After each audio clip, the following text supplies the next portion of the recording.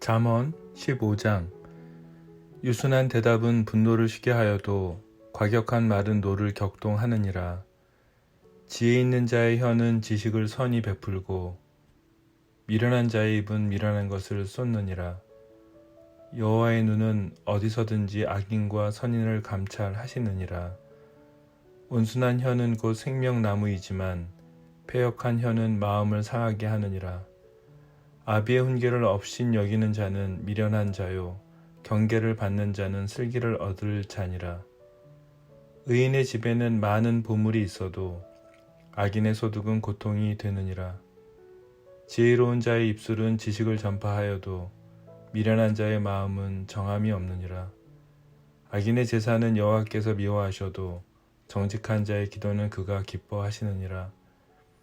악인의 길은 여호와께서 미워하셔도 공의를 따라가는 자는 그가 사랑하시느니라. 도를 배반하는 자는 엄한 징계를 받을 것이요, 변책을 싫어하는 자는 죽을 것이니라. 스올과 아바돈도 여호와의 앞에 드러나거든 하물며 사람의 마음이리요. 거만한 자는 견책을 받기를 좋아하지 아니하며 지혜 있는 자에게로 가지도 아니하느니라. 마음의 즐거움은 얼굴을 빛나게 하여도 마음의 근심은 심령을 상하게 하느니라. 명철한 자의 마음은 지식을 요구하고 미련한 자의 입은 미련한 것을 즐기느니라. 고난받는 자는 그 날이 다 험악하나 마음이 즐거운 자는 항상 잔치하느니라. 가산이 적어도 여호와를 경외하는 것이 크게 부하고 번뇌하는 것보다 나으니라. 채소를 먹으며 서로 사랑하는 것이 살찐 소를 먹으며 서로 미워하는 것보다 나으니라. 분을 쉽게 내는 자는 다툼을 일으켜도 노하기를 더디하는 자는 시비를 그치게 하느니라. 게으른 자의 길은 가시 울타리 같으나 정직한 자의 길은 대로니라. 지혜로운 아들은 아비를 즐겁게 하여도 미련한 자는 어미를 업신 여기느니라. 무지한 자는 미련한 것을 즐겨 하여도 명철한 자는 그 길을 바르게 하느니라. 의논이 없으면 경영이 무너지고 기략이 많으면 경영이 성립하느니라. 사람은 그 입의 대답으로 말미암아 기쁨을 얻나니 때에 맞는 말이 얼마나 아름다운고.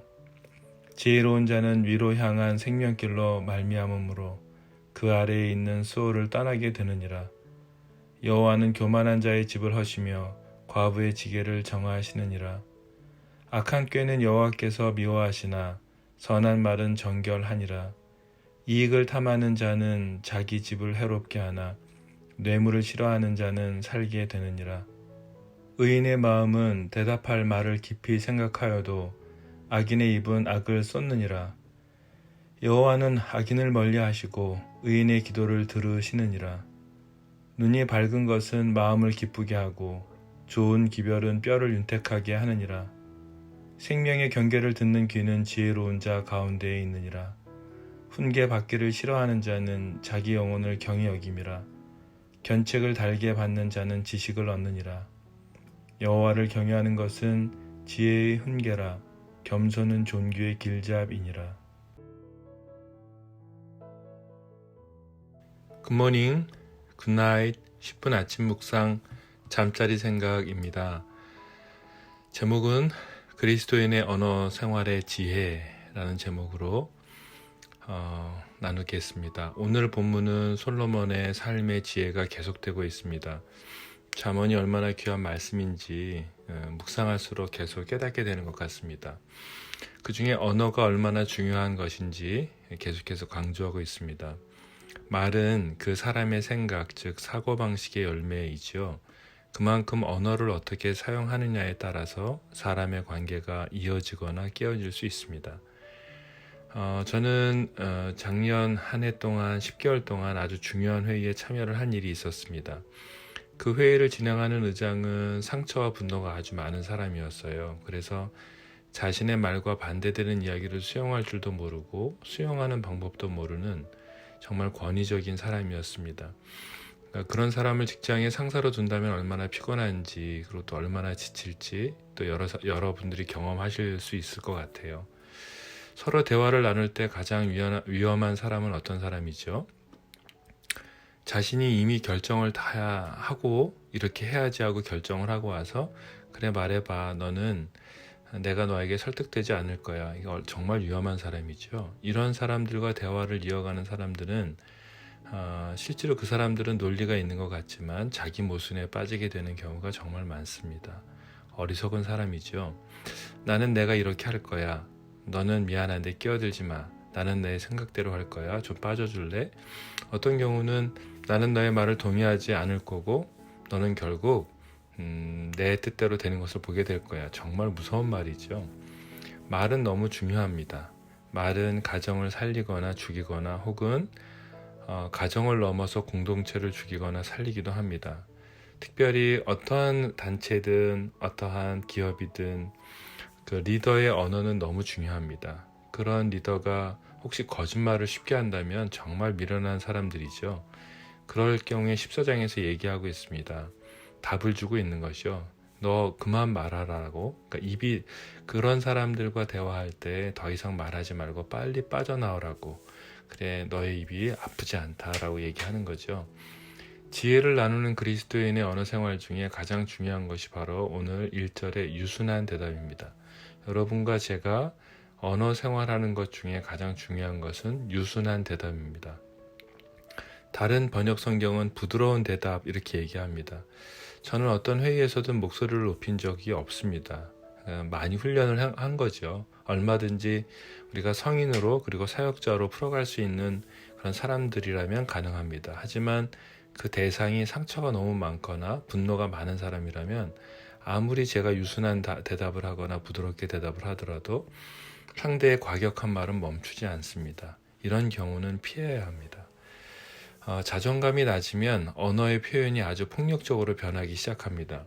자신의 연약함이 드러날 것 같아서 걱정하면서 오히려 말을 거칠게 하기도 합니다. 자신의 말이 받아들여지지 않으면 그것이 점점 언어 폭력으로 나타나게 되죠.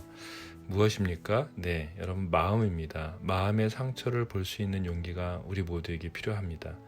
그런 상처를 가진 사람들이 겉으로는 말을 절제하는 것 같지만 마음에 담은 악이 나올 때는 폭발하면서 상처를 싣고 막 나오기 때문에 그 대화에 참여하는 사람들은 정말 상처를 받게 되죠. 이런 대화를 하는 사람들의 말도 제가 들었습니다. 함께 일하는 사람들 간의 대화라고 믿기 어려운 대화였는데요. 너는 필요 없으니 나는 너와 일할 수 없어. 나는 너랑 일할 생각이 없으니 너는 너가 맡은 일이나 그냥 해. 너는 왕이 될 수 없고 너는 선지자에게 반드시 죽을 거야. 정말 무서운 말이죠. 이런 말을 하는 사람들은 감추어진 분노와 열등감과 낮은 자존감으로 가득합니다.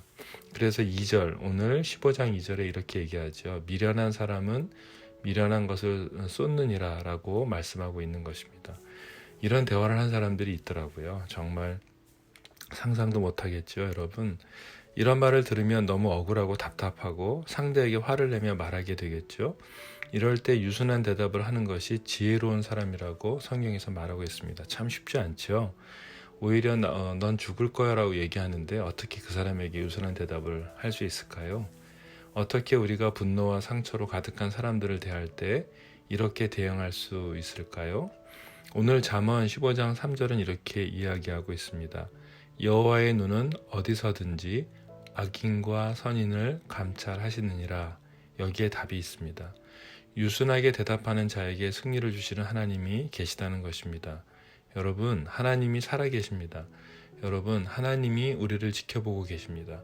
하나님은 살아서 우리의 대화를 지켜보시고 이것에 대해서 감찰하시고 악인과 선인에 대해서 분명하게 보응하신다고 말씀하고 있습니다.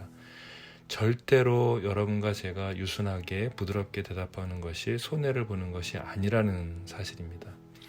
우리가 언어에 대해서 나눌 때 빠지지 않는 예화가 있습니다. 미국의 16대 대통령의 아버지 이야기죠. 링컨의 아버지는 구두 수능공이었고 글을 읽을 수 없었던 분이었어요. 그래서 자신이 가지고 있던 목장의 소송에서도 지게 되고 쫓겨나게도 됩니다. 이것 때문에 아내가 죽게 되기도 하죠. 그래서 링컨의 어머니는 병으로 돌아가시고 새엄마를 맞이하게 됩니다. 다행히 링컨의 아버지와 새어머니는 링컨을 잘 받아주고 배려를 했습니다.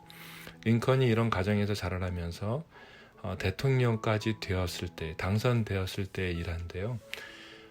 국회에 모여서 귀족 출신들이 대통령이 구두방집 아들이라는 것을 아주 못마땅하게 여겼습니다. 그 사람들은 링컨에게 망신을 주려고 아주 벼르고 있었죠. 대통령이 당선됐는데 그에게 망신을 주려고 했습니다. 링컨이 대통령 취임 연설을 위해 단에 섰을 때 나이 많은 귀족이 입을 열었습니다. 링컨, 어쩌다 당신이 이 나라의 대통령이 됐지만 예전에 당신 아버지와 함께 구두 주문을 받으려고 우리 집에 드나를 들곤 했다는 사실을 잊지 마시오. 이 자리에는 당신 아버지가 만든 구두를 신고 있는 상원들이 많이 있어. 이렇게 얘기했습니다. 링컨은 모욕을 당했지만 태연하게 대답을 했습니다. 이 역사적이고 좋은 자리에 연설하기 전에 소중한 아버지를 기억해 주셔서 너무나 감사를 드립니다. 아버지는 창조적인 예술가였습니다. 아버지보다 더 멋진 구두를 만들 줄 아는 사람은 이 세상에 없다고 생각합니다. 만일 아버지가 만든 구두가 여러분 발에 잘 맞지 않거든 말씀하십시오. 비록 훌륭한 재화공은 아니지만 아버지에게 배운 게 있으니 그 정도는 수선해 드릴 것입니다. 라는 대답을 했답니다. 지혜롭죠? 이 말에 귀족 의원들은 아주 조용하게 됐고 잠잠하게 되었습니다. 링컨은 아버지로부터 구두 수선만 배웠던 건 아니었던 것 같습니다. 오늘 성경 본문에서 유순하게 대답하는 것, 부드럽고 침착하게 대답하는 것을 배웠습니다.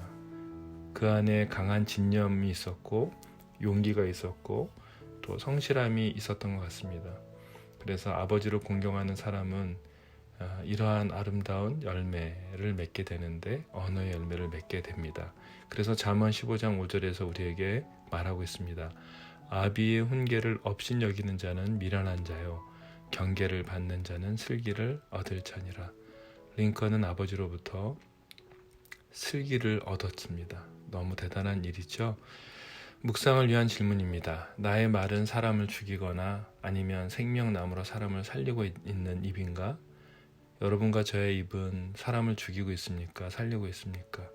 오늘 나는 사람을 살리기 위해 어떤 말을 어느 사람에게 해야 할까요?